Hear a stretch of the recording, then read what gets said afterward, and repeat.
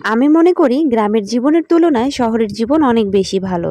আমি আমার জীবনে গ্রামের থেকে যতটুকু বুঝতে পারলাম, গ্রামের মানুষের মধ্যে কুসংস্কারটা অনেক বেশি। তারা নিজের জীবনের থেকেও অন্যের জীবনে কি চলছে এটা নিয়েই বেশি মাথা ঘামায়।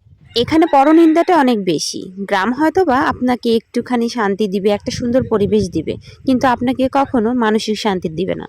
এখানে মহিলারা পরনিন্দা নিয়ে বেশি ব্যস্ত, আর পুরুষরা জায়গা জমি বিস্তার সালিশ এগুলো নিয়েই বেশি ব্যস্ত থাকে। এখানে সবাই দোষ ধরাধরি নিয়ে এতই ব্যস্ত থাকে যে নিজের হাঁড়িতে কি রান্না হচ্ছে এটার থেকেও অন্যের হাঁড়িতে কি রান্না হচ্ছে এটা নিয়েই তারা বেশি ব্যস্ত থাকে। আপনার সংসারে কি চলছে, আপনার স্বামী কত টাকা ইনকাম করে, আপনি কিভাবে চলাফেরা করেন, এগুলোই নিয়ে কিন্তু মানুষ বেশি মাথা ঘামাবে। আপনি একটা জিনিস লক্ষ্য করে দেখবেন, যারা ঢাকা শহরে বসবাস করে বা অন্য কোনো শহরে থাকে তারা কিন্তু কখনো অন্যের সংসারে কি চলছে, কার স্বামী কত টাকা ইনকাম করছে এটা দেখার সুযোগ পায় না। কারণ তারা সবসময় নিজেরটা নিয়েই ব্যস্ত থাকে।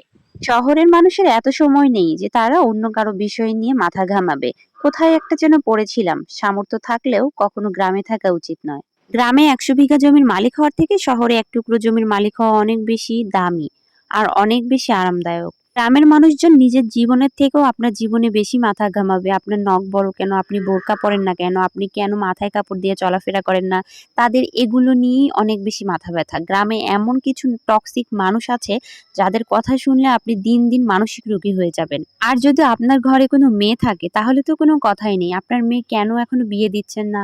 সবাই আপনার বন্ধু বান্ধব পড়াশোনা করছে, তারা বিদেশে চাকরি করছে, তারা সরকারি চাকরি করছে, আপনি কেন করছেন না? আপনি পড়াশোনা করে কেন এখনো বসে আছেন, কেন এখনো বেকার হয়ে বসে আছেন, এগুলো নিয়েই দেখবেন তাদের মাথা ব্যথা।